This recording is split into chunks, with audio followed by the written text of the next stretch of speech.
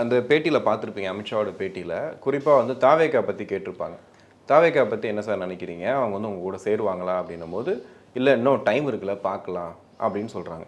இன்னொரு பக்கம் விஜய் சைடில் பார்க்கும்போது பாஜக சைடில் இப்போ முருகர் பக்தர் மாநாட்டில் ஸ்ட்ரெயிட்டாக பெரியார் அசிங்கப்படுத்தி ஒரு விஷயம் பண்ணுறாங்க, அதுக்கும் வாய் திறக்காமல் இருக்காரு.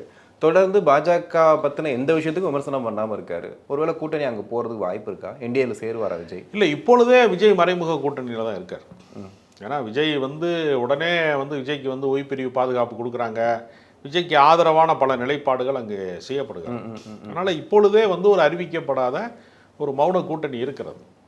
பகிரங்க கூட்டணிக்கு விஜய் வருவாரான்னு கேட்டால், பாஜக கூட்டணிக்கு வந்தார்னா அவர் அம்பலப்பட்டு விடுவார்.